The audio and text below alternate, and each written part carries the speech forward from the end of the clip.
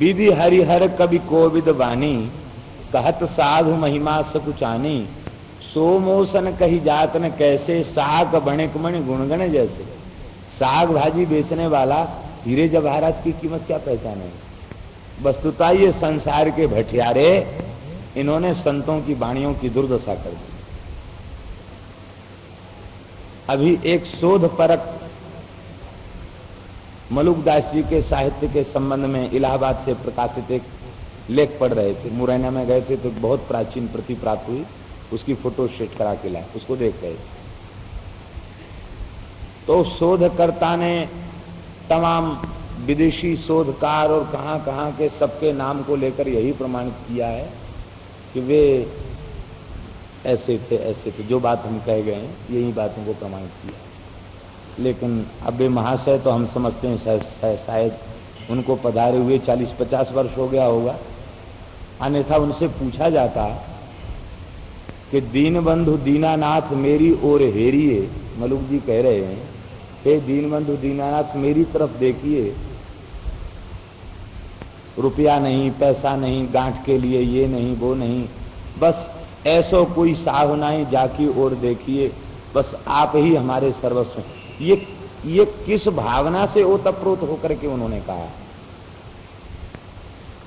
और उन्होंने ये क्यों कहा, दीन दयाल, ये मलुकदास जी का कृत, दीन दयाल सुनी जब ते, तब ते मन में कछु ऐसी बसी है, तेरो कहा कि जाऊं कहाँ, अरु तेरे ही नाम की फेंट कसी है, तेरो कहा के जाऊं कहाँ, अरु तेरे ही नाम की फेंट कसी है,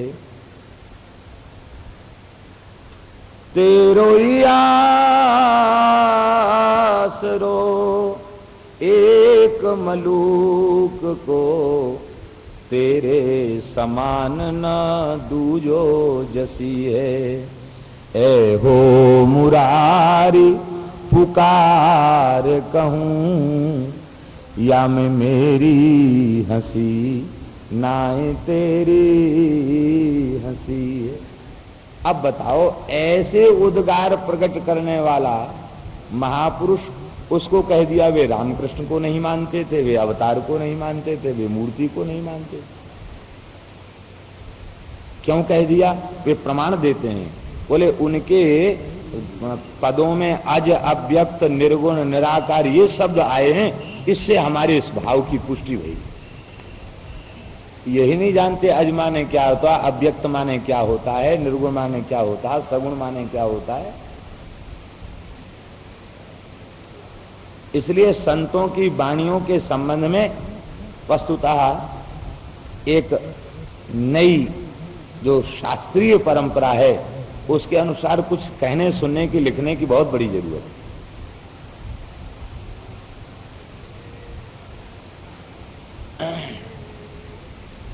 कैसा अद्भुत विश्वास भजन में। वो कहते वो भजन का समर्थन ही नहीं करते बोले, और वो अपने दोहों में लिखते हैं कि माला जपूं न कर जपूं, जिह्वा कहूं न राम, मेरा सुमिरन हरि करें मैं पायो विश्राम। ऐसा अनन्याश्रय जिससे भगवान का हो, कितना उच्च कोटि का महात्मा। और मलुकदास जी के अंतिम समय की स्थिति का वर्णन है कि वे जब वृद्ध हो गए तो उन्होंने खाना पीना बंद कर दिया। उनके शरीर में विरह का इतना ताप रहता कि हा रघुनाथ, हा रघुवीर, हा मुरारी, हा घनश्याम कह के वे रोते रहते। और उनका शरीर इतना विरह के ताप से जलता कि कपूर और मलयागिरी चंदन और केसर, इससे उनके सारे शरीर पर लेप किया जाता तो भी वह बारंबार लेप जलने लग जाता और फिर उनके शरीर पर लेप चढ़ाया जाता। ऐसी विरह दशा जिस संत के भीतर है, जो इस तरह से ठाकुर जी में डूब गया है, उस महापुरुष के समय ये खिचड़ी महोत्सव में राधा वल्लभ लाल जी के मंगला में दर्शन किया, विविध झांकियां होती हैं। तो एक दिन की झांकी में जब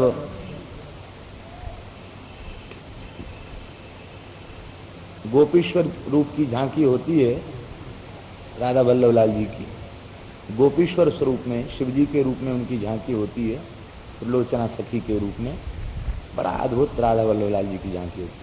तो उस दिन श्रृंगार का पद मलुक जी की वाणी का गाया जाता है।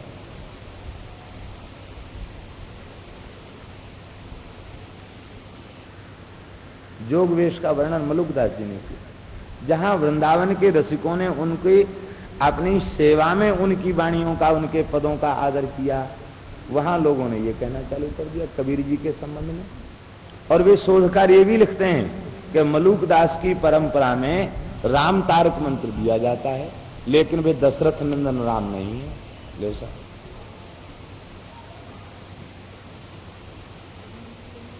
है? हाँ जी, क्या कह रहे हैं? हंसी हंसी कंत न पाइए, जिन पाया तिन रोई, जो हंस के पिय पावती, तो सब ही सुहागिनी हो। कैसा सुंदर गोपी भाव के पोषण का पद है, दोहा है। और कहते हैं अंकणिया जाई पड़ी, पंथ निहार निहार, जीवड़िया छाला पड़ा, राम पुकार पुकार। ऐसे संत को कह दिया कि वे भक्ति का खंडन करने वाले। हम ये बातें इसलिए कह रहे हैं कि भगवान भी यही बात कह रहे हैं। तो भगवान का फिर तब तो ये बातें हैं, तो भगवान को ये नहीं कहना चाहिए। भगवान कहते हैं मिट्टी, पत्थर, लकड़ी को जो इष्ट देवता मानता है, शरीर को आत्मा मानता है, शरीर से संबंध रखने वालों को ये मेरा है ऐसा मानता है, और शरीर को ये मैं हूं ऐसा मानता है। और मिट्टी, काष्ठ, पत्थर, कागज आदि की बने हुए भगवत विग्रहों को, प्रतिमाओं को, देवताओं को इष्ट देवता मानता है। और क्या मानता है? कहते तीर्थ माने जल समझता है।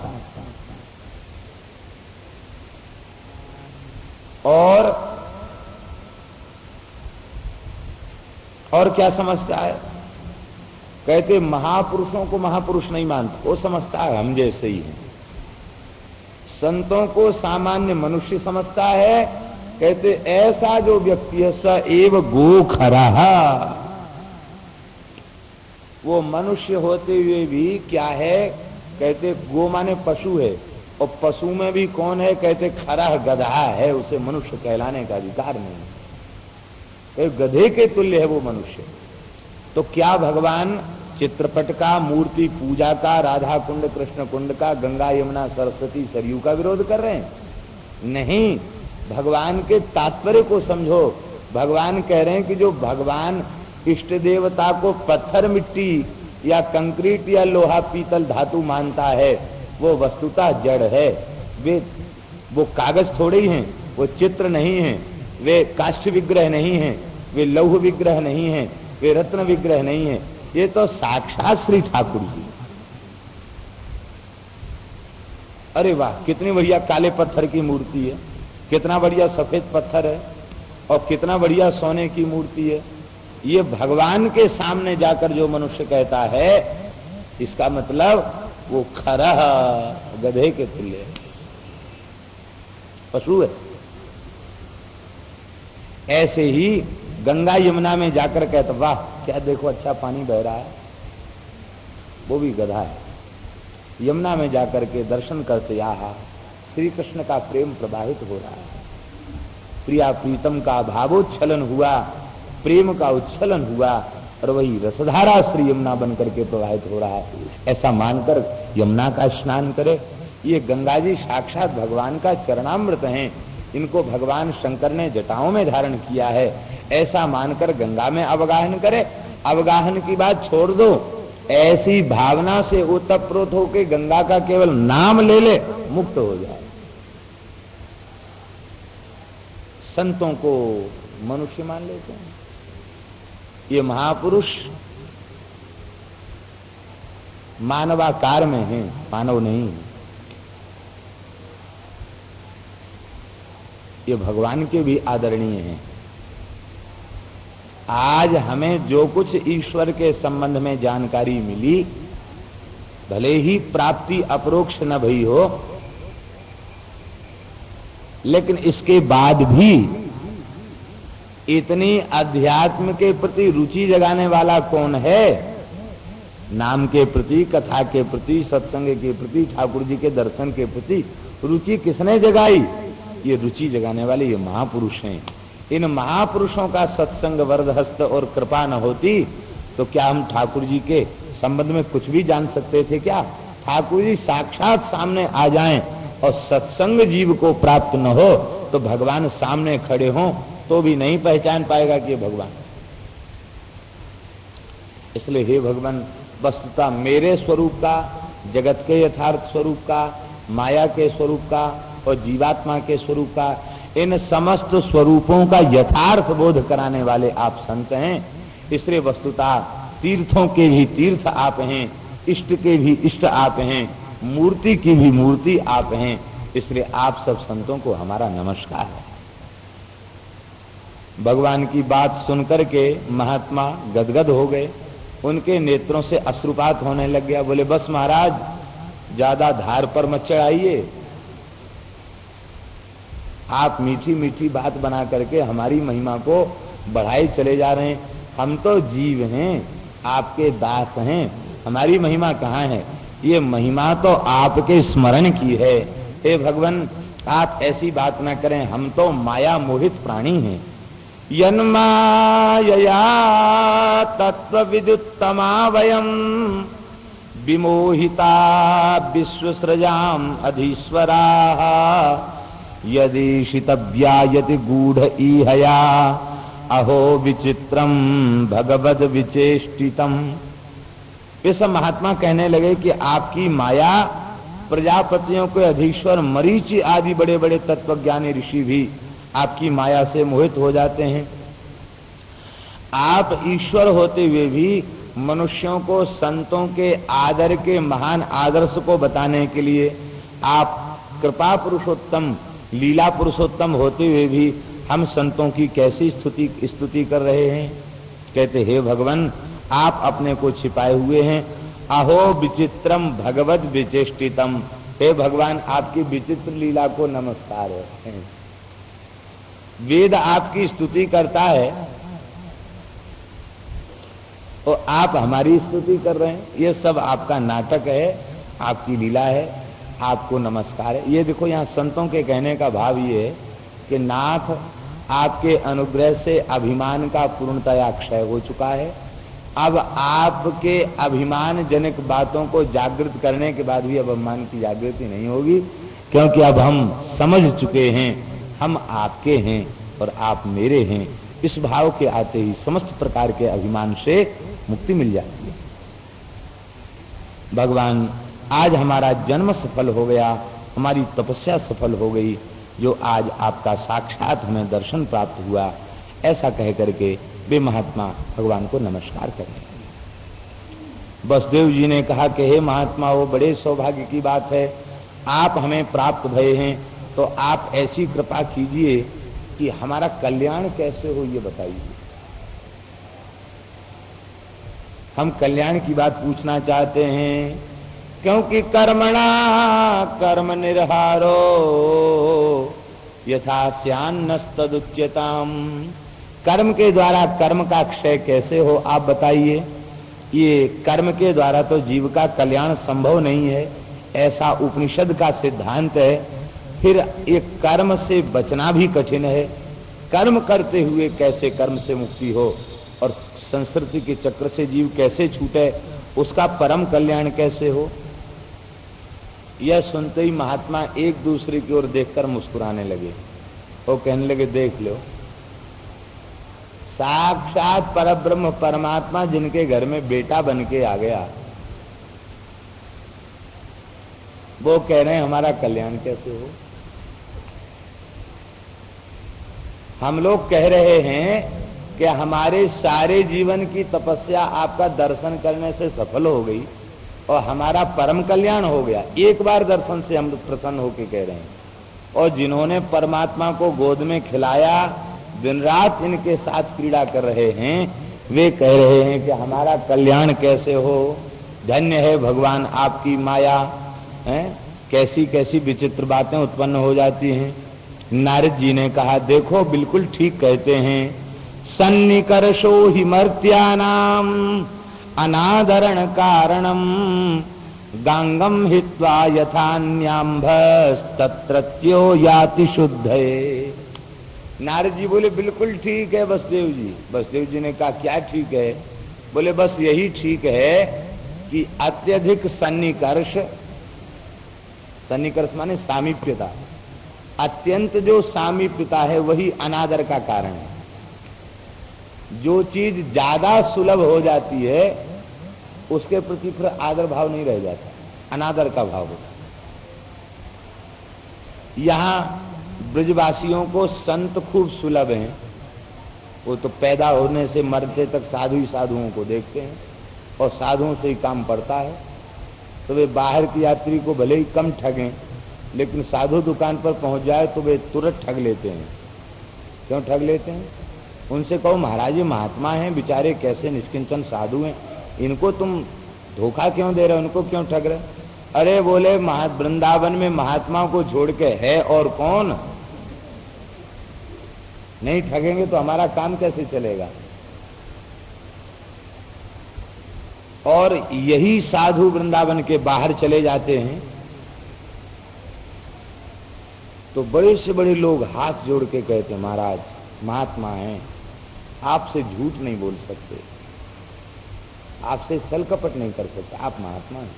भले ही वो भजन न करता हो, केवल भेष बनाया हो, आप महात्मा हैं, आपसे हम झूठ नहीं बोल सकते।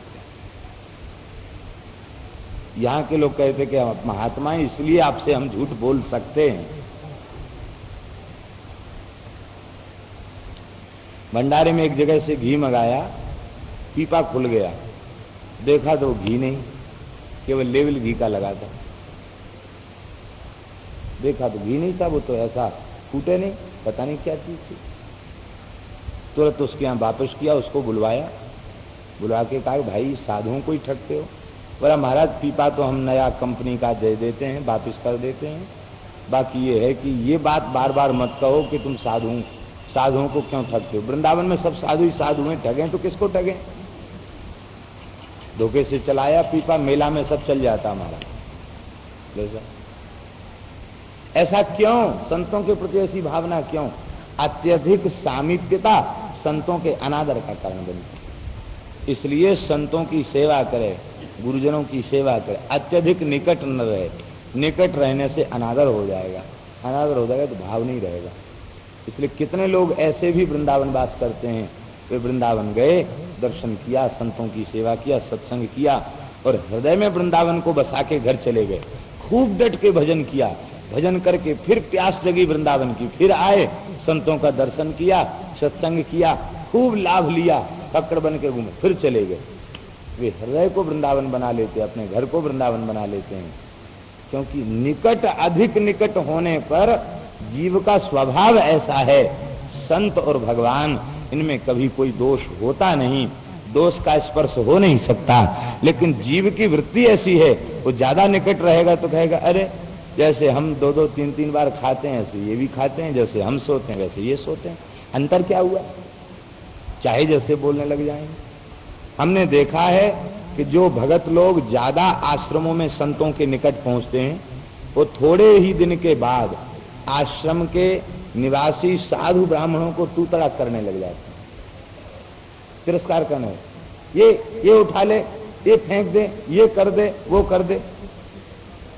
अब बेचारे उनको तो सब करना पड़ता है, वो सब करते हैं।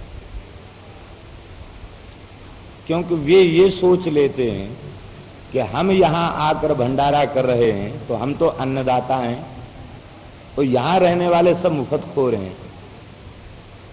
ये बात उनकी समझ में आ जाती है। ऐसे लोगों की संत सेवा व्यर्थ चली जाती है।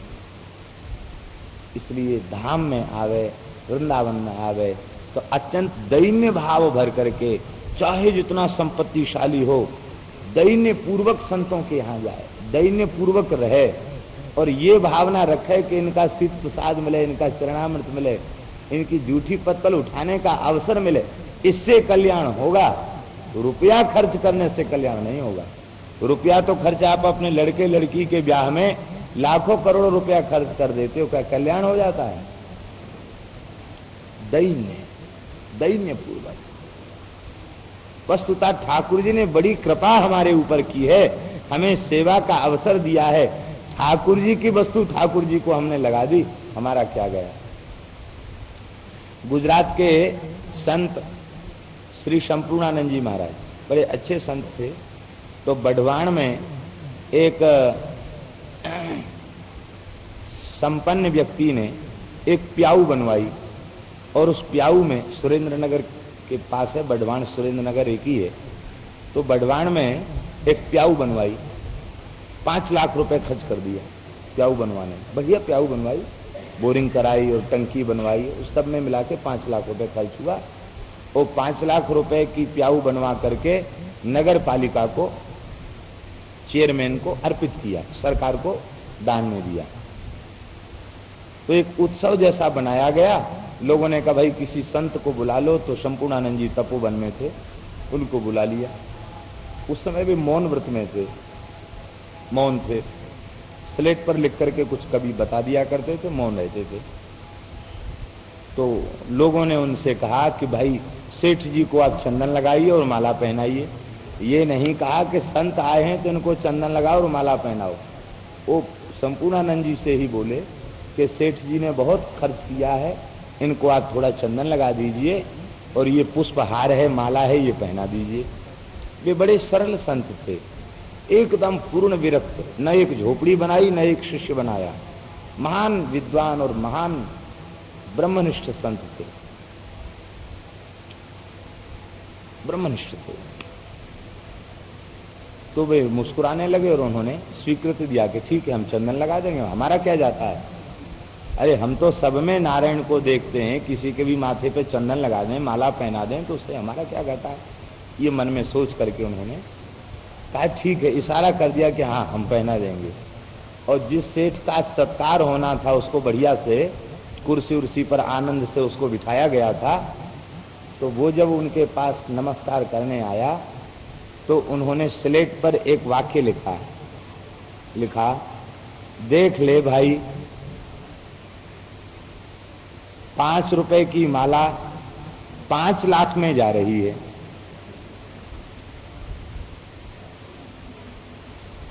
वो फूल माला ज्यादा 5 रुपए की होगी।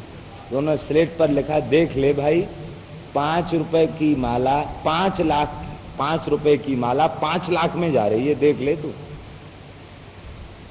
चौकन्ना हो गया, बोला महाराज इसका मतलब क्या हुआ। तो उन्होंने लिख के बताया कि तूने, ये सब लोग तेरा गुणगान कर रहे हैं कि 5 लाख रुपए खर्च किए, 5 लाख रुपए खर्च करके प्याऊ बनाई और 5 लाख रुपए खर्च करके प्याऊ बनाने के बाद 5 रुपए की माला गले में पहन करके और तू सम्मान प्राप्त करना चाहता है। तो 5 रुपए की माला में 5 लाख का दान कट गया। दान करने के बाद दान का सम्मान ले लिया तो दान कहां रह गया।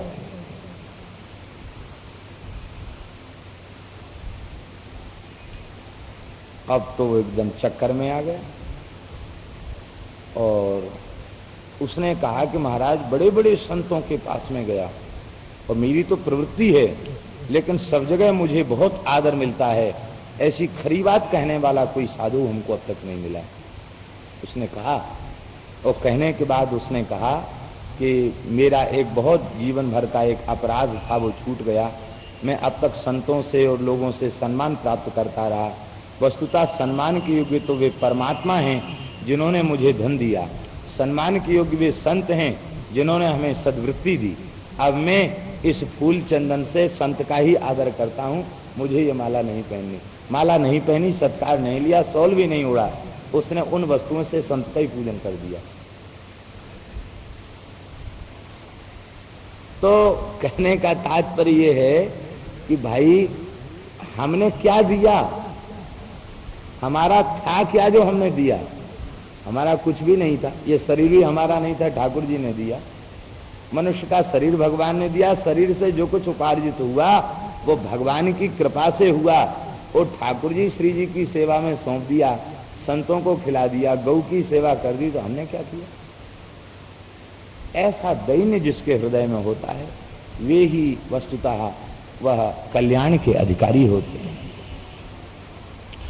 तो सन्निकर्ष ही मनुष्यों का अनादर का कारण बन जाता है। जैसे गंगा के किनारे रहने वाले लोग क्या करते हैं, जब सोमवती अमावस्या पड़ी, कोई पर्व पड़ा, तो किसी पोखरा में जाके नहा जाते हैं। गांगम हित्वा यथा न्याम्भः तत्तत्रो याति शुद्ध है। अपनी शुद्धि के लिए वे कुआं बावड़ी में स्नान करके चले आते हैं। कहते रे भाई बड़ा दिव्य तीर्थ है, उसकी बड़ी महिमा। गंगा जी को तीर्थ नहीं मानते। गंगा के किनारे रहने वाला जीवर गंगा से मछली मार करके खा जाता है और स्नान तो किसी पोखरे में जाके कर लेता है। सड़े गले पोखरे में जाने कैसा पानी भरा, उसमें नहा लेता है। इसलिए भगवान की कृपा से संत गुरुजन निकट आ जाएं तो उनके प्रति सदा सावधानी बना के रखनी चाहिए, अनादर ना हो जाए। वे तो बालक के समान व्यवहार करेंगे, लेकिन हम कहीं उनके सामने ढीठ न बन जाएं। संतों के सामने धृष्टता किया, गुरुजनों के सामने धृष्टता किया तो किया कराया सब चौपट हो जाएगा, सब धूल मिट्टी में मिल जाएगा। अपनी औकात नहीं भूलना चाहिए। हम कौन हैं? हम चरण सेवक हैं, हमें चरणों में रहना है, हमारी दृष्टि चरणों पर रहनी है और हमारा दूसरा अधिकार। एक भाव बंगाल का हमको बहुत अच्छा लगा। बंगाल में संतों का पूजन लोग करते हैं तो मस्तक का पूजन नहीं करते हैं, चरण पूजन करते हैं। तो हमने एक बार पूछा, हमने कहा आप लोग किसी भी संत के पैर में ही रोली चावल लगाते हैं, पुष्प चढ़ाते हैं, इसका क्या कारण? मस्तक पर क्यों? तो एक बड़े बैरिस्टर हैं, उनसे पूछा, बहुत अच्छे संगीत के कलाकार भी हैं। तो वे बोले, ठाकुर आमी चरण सेवक, हम चरण सेवक हैं। ठाकुरेर माथाय हाथ देवो ना।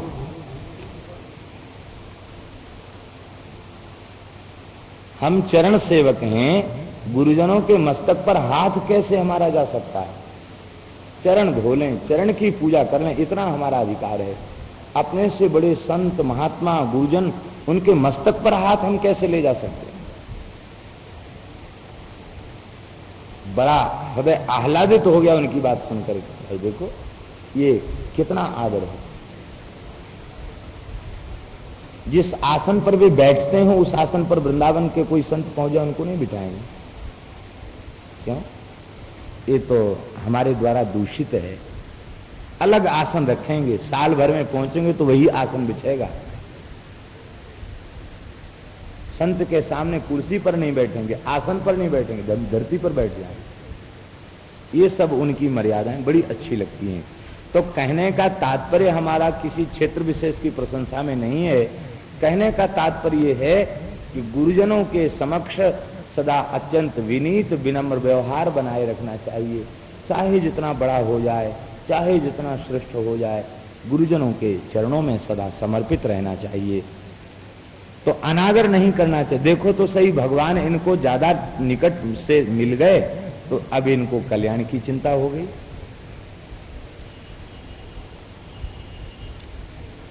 तब तक कुछ संतों ने नारद जी से कहा कि नारद जी ज्यादा कुछ मत कहिए, ऐसा है कि भगत चेत रहा है तो उसको चेत जाने दो।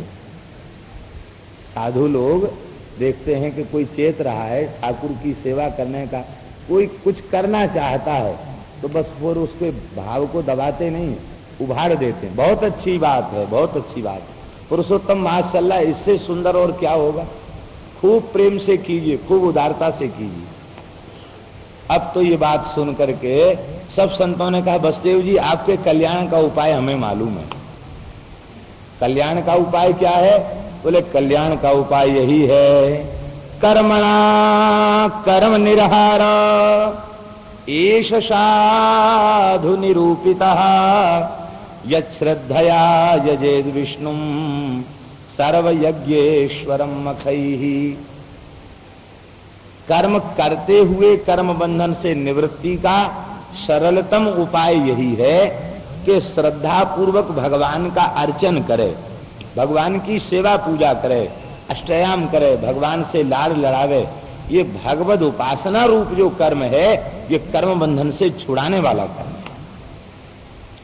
इसलिए यजेद विष्णुम सर्व यज्ञेश्वरम मखैहि, यज्ञों के द्वारा यजन करो। यज्ञों के द्वारा यजन की बात इसलिए कही कि यदि हम ये कह देंगे कि श्री कृष्ण का यजन करो, कहेंगे तो हमारे बेटा हैं, रोज हमारे चरणों में फूल चढ़ाते हैं, माला पहराते हैं, दंडोत करते हैं, हम आशीर्वाद देते हैं। अच्छी बात बाबा जी आप बताने चले आए कि इन्हीं की अष्टयाम पूजा करो। इसलिए कहा आप यज्ञ करो और यज्ञ में ही भगवान श्री हरि का यजन करो, उनकी विभूतियों का यजन करो।